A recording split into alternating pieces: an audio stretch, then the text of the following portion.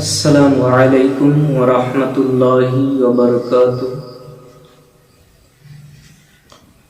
চকীত বহি নামাজ পঢ়িব পাৰিবনে নাই? এজন মানুহ বহু বছৰ আগৰ পৰা নামাজ পঢ়ি আছে। নামাজী ব্যক্তি 5 ওয়াক্ত নামাজ পঢ়ে। যদি আজি কেইবা বছৰ পৰা তেখেতে চকীত বহি নামাজ পঢ়ি আছে, ভৰিত আৰু কোমৰত আঘাত পাইছিল। কিছুমান মুক্তাদিয়ে তেখেতৰ বিষয়ে সমালোচনা কৰে। এইখিনি গোটাই লৈ শৰীয়তে ইয়াৰ উত্তৰ কি দিছে? শৰীয়তে কৈছে, যদি সেইজন মাজৰ শখস মানুহজনে জমিনত বহি নামাজ আদায় কৰিব পাৰে, যিকোনো ধৰণে জমিনত বহি নামাজটো পঢ়িব পাৰে, তেনেহ'লে চকীত বহি নামাজ আদায় কৰা ঠিক নহয় সেই ব্যক্তিৰ কাৰণে।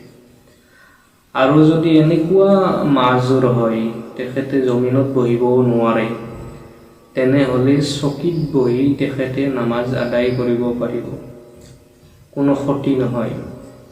আৰু এনেকুৱা মাজুৰ মানুহৰ কাৰণে, যিবিলাকে চকীত বহি নামাজ আদায় কৰে, সেনেকুৱা মানুহে মছজিদত গৈ চফৰ শেষত চকী ৰাখিব।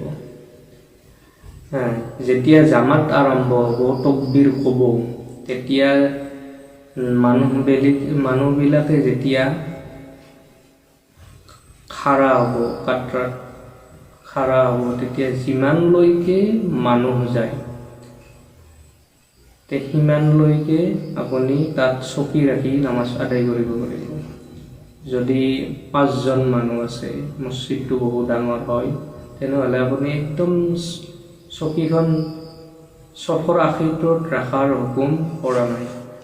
মানুহ যিমানলৈকে হয় সিমানলৈকে আপুনি চকীখন তাত ৰাখি তাত নামাজ পঢ়িব পাৰিব। যদি পাছত কোনোবা মুক্তাদি আহে, সেই চকীৰ বৰাবৰ খাৰা হ'ব, সেই চকীৰ বৰাবৰ খাৰা হৈ নামাজ আদায় কৰিব।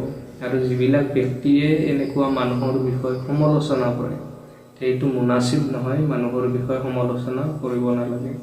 ওয়া আখিৰু দাৱানা আনিল হামদুলিল্লাহি ৰাব্বিল আলামিন।